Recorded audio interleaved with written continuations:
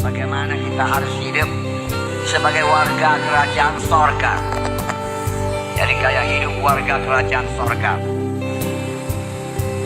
biar kita pakai dalam hidup kita, nama Tuhan dipermuliakan. Dan dunia melihat bahwasanya kita sudah berubah dan kita berbuah lebat di hadapan Tuhan. Nah, semua anak-anak Tuhan yang sudah lahir baru dipenuhkan dengan Roh Kudus adalah warga kerajaan sorga. Memang untuk menjadi warga kerajaan sorga, satu-satunya jalan ialah harus lahir baru dan memiliki Yesus dalam kita. Firman Tuhan berkata dalam 1 Yohanes 5:12, barang siapa memiliki Yesus dalam hatinya, dia memiliki hidup. Barang siapa tidak memiliki Tuhan Yesus dalam hatinya, dia tidak memiliki hidup. Jadi untuk masuk menjadi warga kerajaan sorga adalah dengan lahir baru. Oleh sebab itu Tuhan Yesus berkata, kamu harus lahir baru. Yohanes 3 ayat 3-7. Yesus menjawab katanya, aku berkata kepadamu, sesungguhnya jika seorang tidak dilahirkan kembali, ia tidak dapat melihat kerajaan Allah. Kata Nikodemus kepadanya, bagaimana mungkin seorang dilahirkan kalau ia sudah tua? Dapatkah ia masuk kembali ke dalam rahim ibunya dan dilahirkan kembali? Jawab Yesus, aku berkata kepadamu, sesungguhnya jika seorang tidak dilahirkan dari air dan roh, ia tidak dapat masuk dalam kerajaan Allah. Apa yang dilahirkan dari daging adalah daging, dan apa yang dilahirkan dari roh adalah roh. Janganlah kau heran, karena aku berkata kepadamu, kamu harus dilahirkan kembali. Jadi harus dilahirkan kembali, harus lahir baru. Saya percaya semua kita sudah lahir baru, amin. Kemudian kita masuk dalam gaya hidup warga kerajaan sorga. Minggu yang lalu kita telah melihat bahwasanya setiap warga kerajaan sorga harus memiliki mental mujizat. Apakah itu mental mujizat? Suatu cara berpikir baru yang percaya kepada mujizat Tuhan dan mengarah dan berharap pada mujizat Tuhan. Kalau ada persoalan, kita senantiasa berharap mujizat Tuhan berlaku. Kita membuat perhitungan menurut perhitungan kerajaan sorga, bukan membuat perhitungan secara perhitungan manusia. Nanti kita lihat bahwasanya murid-murid gagal menggandakan roti karena mereka membuat perhitungan secara persediaan manusia.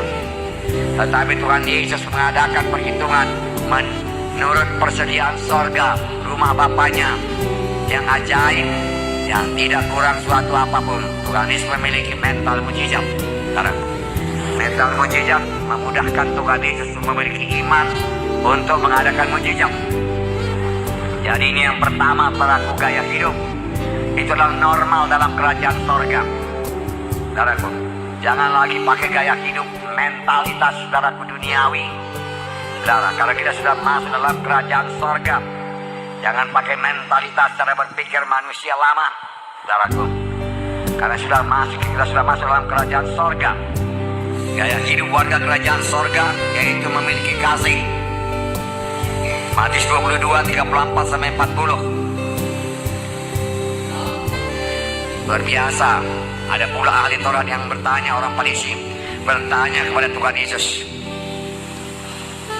Ahli Taurat, guru, hukum manakah yang terutama dalam hukum Taurat? Oh, Tuhan Yesus memberi jawaban, saudaraku. Tentu saja orang tersebut memang rindu, saudaraku, untuk mengetahuinya, saudaraku. Kasihilah Tuhan Allahmu dengan segenap hatimu, dan dengan segenap jiwamu, dan dengan segenap akal budimu. Nah, kasih. Inilah hukum yang terutama dan yang pertama. Dan hukum yang kedua yang sama dengan itu, kasihilah sama manusia seperti dirimu sendiri.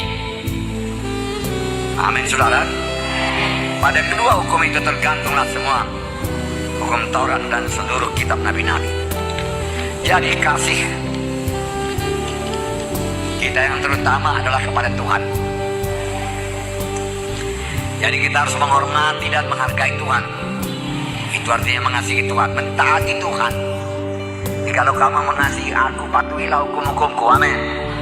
mentaati Tuhan, dan sungguh-sungguh merindukan persekutuan dengan Tuhan. Bagaimanakah kita berkata kita mengasihi Tuhan tapi tidak suka berdoa? Benarkah kita mengasihi Tuhan? Saudara. Jadi kalau betul mengasihi Tuhan dengan segala hati, jiwa, dan roh, saudara, itulah yang terutama sasaran kasih kita. Karena kasih kita jangan pula kasih kepada orang lain, kepada diri sendiri. Memikirkan diri sendiri, mementingkan diri sendiri. Padahal kasih itu harus kepada Tuhan, saudara. Terutama kepada Tuhan, dan suka bersekutu dengan Tuhan. Selama kita di dunia ini, rindu kepada Tuhan. Nah, kalau Tuhan sudah mengampuni dosa kita dengan begitu dahsyatnya, kita harus mengampuni semua orang lain yang bersalah kepada kita. Haleluya. Dan tidak boleh mendendam, dan tidak bisa mengingat-ingat dosanya kepada kita. Lupakan. Forgive and forget. Lalu hidup secara bebas.